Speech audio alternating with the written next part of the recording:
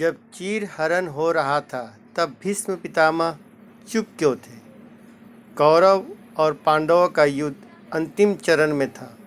कौरव सेना के लगभग सभी महारथी पांडवों के हाथों पराजित हो चुके थे। भीष्म पितामह बाणों की शैया पर लेटे थे। उस समय एक दिन युद्ध विराम के बाद सभी पांडव और द्रौपदी भीष्म पितामह से मिलने पहुँचे। भीष्म पांडवों को धर्म अधर्म की नीतियों की और ज्ञान की बातें बता रहे थे। तब द्रौपदी ने कहा कि पितामह, आज आप ज्ञान की बातें कर रहे हैं, लेकिन जिस दिन भरी सभा में मेरा चीरहरण हो रहा था, आप भी वहाँ थे। तब आपका ये ज्ञान कहाँ गया था?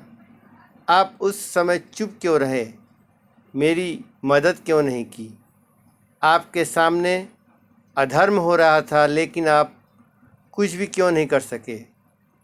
भीष्म पितामह ने कहा कि पुत्री, मैं जानता था एक दिन मुझे इन सवालों के जवाब जरूर देने पड़ेंगे। जिस दिन यह अधर्म हो रहा था, उस दिन भी मेरे मन में यही प्रश्न चल रहे थे। उस समय मैं दुर्योधन का दिया अन्न खा रहा था, वो अन्न जो पाप कर्मों से कमाया हुआ था। ऐसा अन्न खाने की वजह से मेरा मन मस्तिष्क दुर्योधन के अधीन हो गया था। मैं ये सब रोकना चाहता था, लेकिन दुर्योधन के अन्न ने मुझे रोक दिया और ये अनर्थ हो गया। द्रौपदी ने कहा कि आज आप ज्ञान की बातें कैसे कर रहे हैं? भीष्म ने जवाब दिया कि अर्जुन के बाणों से मेरे शरीर से सारा रक्त बह गया। यह रक्त भी दुर्योधन के दिए अन्न से ही बना था।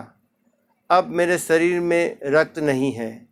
अब मैं दुर्योधन के अन्न के प्रभाव से मुक्त हो गया हूँ, इसलिए आज मैं ज्ञान की ये बातें कर पा रहा हूँ। भीष्म की ये बातें सुनकर द्रौपदी संतुष्ट हो गई और उसने भीष्म पितामह को प्रणाम किया। इसलिए कहते हैं कि उसका खाना चाहिए जो मन और तन से शुद्ध हो।